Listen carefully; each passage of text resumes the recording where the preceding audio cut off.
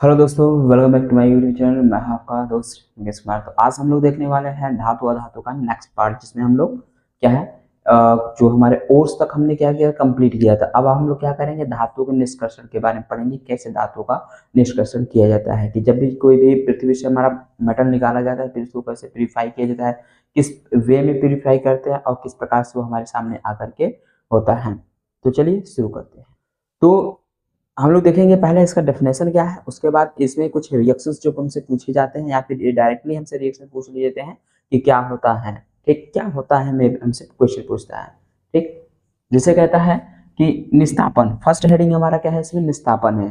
ठीक, कहता है कि सांद्रित अयस्क को गलनांक के नीचे यानी कि धातु जो है उसमें ना गले, उसके गलनांक के नीचे उस ताप तक गर्म किया जाता है। क्या है, उस ताप तक गर्म किया जाता है जिसमें नमी, वाष्प और अन्य अशुद्धियां निकल जाए। यानी कि जो भी हमारा धातु होगा, ठीक, जो भी हमारा अयस्क होगा यानी अयस्क खनिज होगा, उसको जब हम निकालेंगे और जब ले जाएंगे प्यूरिफाई के लिए, तो उसको इतना हीट देंगे कि जो धातु है वो न गल जाए, लेकिन उसके अंदर जो अशुद्धियां हैं, चाहे वो वाष्प हो चाहे अदर अशुद्धियां हो, वो बाहर ना निकल जाए, तब तक हम उसको गर्म करेंगे। लेकिन हमारा धातु जो है वो गलना नहीं चाहिए।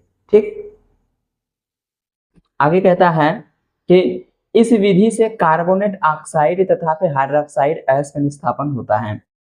कार्बोनेट ऑक्साइड और हाइड्रोक्साइड अयस्कों का क्या होता है, निस्थापन किया जाता है इस विधि द्वारा, यानी कि निस्थापन विधि द्वारा। ठीक है, जैसे हमारा है बॉक्साइड। क्या है बॉक्साइड, यानी कि एल्युमिनियम। एल्युमिनियम जब निकाला जाता है तो क्या किया जाता है, उसको बारीक पीसा जाएगा, फिर उसको सांद्रित किया जाएगा। ठीक, फिर सांद्रित किया जाएगा तो उसको निस्तापित किया जाएगा। ठीक, तो जैसे Al2 है, फिर O3, Al2O3 डॉट 2H2O। अब इसमें जो है बॉक्साइड में क्या है, जल की मात्रा है।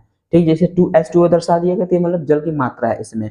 अब यही अगर जल की मात्रा निकल जाएगी तो हमारा क्या हो जाएगा, वो प्यूरिफाई हो जाएगा। ठीक, तब जाकर हमारा एल्यूमिनियम बॉक्साइड अलग हो जाएगा, यानी कि Al2O3 अलग हो जाएगा और जल बाहर वाष्प के रूप में निकल जाएगा। ठीक, तो यही यहाँ है रिएक्शन में कि Al2O3 डॉट 2H2O।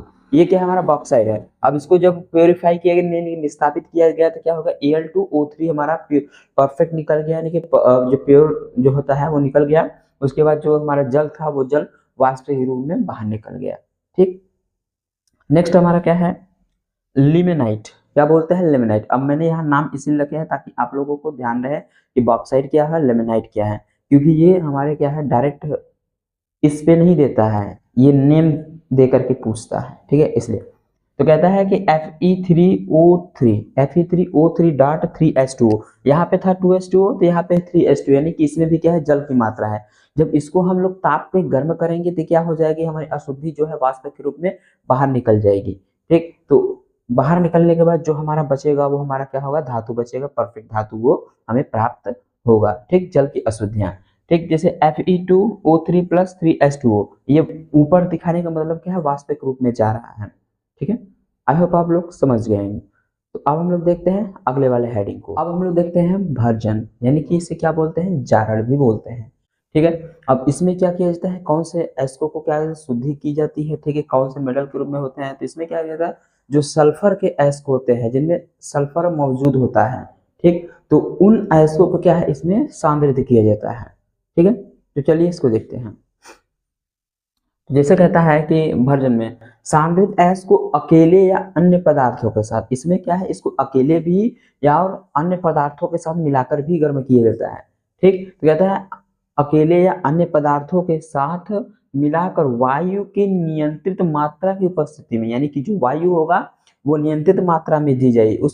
उसको कुछ क्या है, क्वांटिटी बेस पे उसको रखा जाएगा। ठीक, उसकी काउंटिंग होती रहेगी कितना में उस रिएक्शन में क्या है, वायु को देना है। ठीक है, तो ये कहता है वायु की नियंत्रित मात्रा में उस, ठीक, बिना पिघलाए, उस ताप या फिर बिना पिघलाए गर्म करने की क्रिया को क्या कहते हैं, भर्जन कहते हैं। यानी कि ऐसी मात्रा में हम क्या करेंगे, उसको गर्म करेंगे कि जो हमारा धातु है वो ना गले, धातु जो है ना गले, लेकिन उसमें उपस्थित जो अशुद्धियां हैं वो गल करके ऊपर आ जाएं। ठीक, तो इसी प्रोसेस को क्या बोलते हैं, हम लोग भर्जन कहते हैं। भर्जन, कहीं कहीं भी इसको जारड़ भी बोला जाता है। Okay, next. क्या कहता है कि यह परावर्तनीय भट्टी में संपन्न होता है। आप लोगों के बुक में जो है भट्टी दिखाई गई होगी, उसमें से नाम लिखा होगा परावर्तनीय भट्टी। तो ये जो सल्फर एसओ की जो शुद्धिकरण की प्रक्रिया होती है, क्या होती है, जो हमारी होती है परावर्तनीय भट्टी में संपन्न होती है। ठीक है। नेक्स्ट अब क्या कहता है कि यह सल्फाइड एस्को के लिए प्रयोग किया, जैसे मैंने बताया कि क्या होता है सल्फाइड एस्को के लिए, यही सल्फर के जो एस्को होते हैं इनको शुद्ध करने के लिए भर्जन का प्रयोग किया जाता है। ठीक। जैसे हमारा क्या है, 2CuFeS2, CuFeS2 यानी कि इसे बोलते हैं पायराइट। क्या बोलते हैं, पायराइट। ठीक। अब इसमें जो है O2 ऑक्सीजन। ठीक। अब जब इसको सांद्रित किया गया तो क्या हुआ हमारा Cu2S प्लस में 2Fe यानी कि कॉपर सल्फाइड और आयरन सल्फाइड। ठीक है, क्या बना, आयरन सल्फाइड, जिसे फेरस सल्फाइड भी बोलते हैं।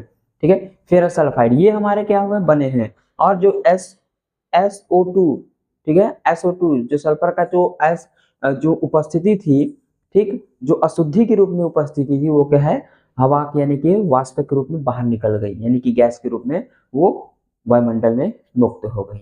ठीक। तो ये हमारा क्या था, भर्जन का रिएक्शन था। ठीक है। और इसमें एक और रिएक्शन है कि AS 2AS plus 3O2, 2AS plus 3O2। ठीक। जब इसको रिएक्ट कराया गया तो क्या हो गया हमारा AS2O3। ठीक, AS2O3 हमारा वायु के रूप में वो चला गया, वायु में मुक्त हो गया। ठीक। तो ये हमारा क्या है, भर्जन है। इसको आप लोग क्या कर दीजिएगा, जैसा कि मैंने लिख दिया है, चाहे स्क्रीनशॉट या फिर जैसे जैसे मैं बोलता जा रहा हूँ एकदम आसान भाषा में आप लोग इसे अपने नोटबुक में भी कर सकते हैं। ठीक है, क्योंकि जितना आसान वे में और जितना अपनी लैंग्वेज में समझेंगे उतना हमें ये लर्न रहेगा। ठीक है, क्योंकि मैटर करता है कि हमें जो बोर्ड पेपर में लिखना है हमें लर्न करके जाना है, ऐसा नहीं कि हम अपने नोटबुक को या फिर जो विद्या मिलता है उसको लेके जाना है। ठीक। तो जितना हमें लर्न रहेगा, जितना क्लियर हमें श्योरिटी रहेगी, हम उतना अच्छा ही अपना एग्जाम में प्रदर्शन कर सकते हैं। ठीक। तो चलिए और भी जो हमारे हेडिंग्स हैं उनको देख ले। तो अब हम लोग देखते हैं लास्ट हेडिंग, यानी कि इसमें जो है अभी और भी हेडिंग्स हैं जिसको हम लोग नेक्स्ट वीडियो में देखेंगे, लेकिन इसमें जो है इस वीडियो का जो है लास्ट हेडिंग। ठीक। और जो अगला आएगा, अगला पार्ट आएगा, उसमें हम लोग क्या करेंगे, कंप्लीट उसको कर लेंगे।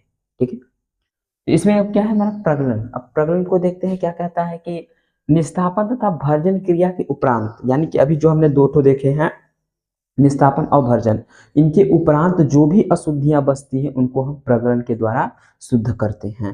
ठीक।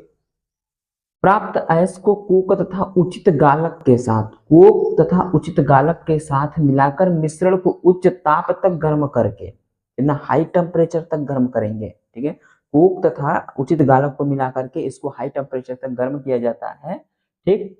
और गलाने की क्रिया को ही प्रगलन करते हैं, और इसी चीज को क्या कहते हैं, गलाने की क्रिया को हम क्या बोलते हैं, प्रगलन कहते हैं। यानी कि जो हमारा जो अशुद्धियां बची हुई है निस्तापन और भर्जन के उपरांत होने पर, उसमें क्या करेंगे, हम कोक मिलाएंगे और या फिर कुछ और भी गाला मिक्स करके उसको उचित ताप यानी कि हाई टेम्परेचर उसको गलाएंगे, और इसी गलाने की क्रिया को ही क्या बोलते हैं हम लोग, प्रगलन बोलते हैं। क्या बोलते हैं, प्रगलन बोलते हैं। ठीक है। और यह जो क्रिया संपन्न होती है इसे कहते हैं वात्या भट्टी में संपन्न होती है, यानी कि वात्या भट्टी में क्या होगा, ये कंप्लीट होगा। ठीक। नेक्स्ट इसमें हेडिंग क्या है, Fe2O3 आयरन का। ठीक है, Fe2O3 हेमेटाइट, इसको क्या बोलते हैं, हेमेटाइट। और ये हमारा सी क्या हो गया, 3C, यानी कि ये हमारा कोक हो गया। क्या हो गया, कोक गालक जिसे बोलते हैं। ठीक। इसको मिला करके जब गर्म किया गया तो हमारा आयरन, आयरन क्या हुआ हमारा, प्राप्त हो गया। क्योंकि ये हमारा लोहा जो है, ठीक, ऐसे ही प्राप्त किया जाता है, ऐसे ही शुद्ध किया जाएगा इसको। ऐसे नहीं कि डायरेक्ट ये हमें शुद्ध होकर जमीन से मिल गया, नहीं, हमें शुद्ध करना पड़ता है। ठीक। कोई भी चीज मिलती है उसको मेक करना पड़ता है, बनाना पड़ता है, जिसमें काफी लंबा प्रोसेस लगता है, तब जाकर के हमको वो चीज दिखाई देता है कि बहुत अच्छा है। तो अच्छा होने से पहले वो जैसे अशुद्ध था, खराब था, लेकिन उसको अच्छा बनाया गया। ठीक। तो वैसे ही क्या होता है, ये हमारा Fe यानी कि आयरन प्राप्त होता है, और जो CO यानी कि कार्बन मोनोऑक्साइड बाहर निकल जाता है। ठीक है। उसी प्रकार इसमें जो हेमेटाइट है, यहाँ पे भी कोक इसके साथ जो है हमारे रिएक्शन करके इसको अलग करेगा, कार्बन CO2 कार्बन डाइऑक्साइड के रूप में वो बाहर निकल जाएगा। ठीक है। तो आई होप आप लोगों को समझ में आया होगा। निस्तापन वर्जन ऑफ द ब्लड।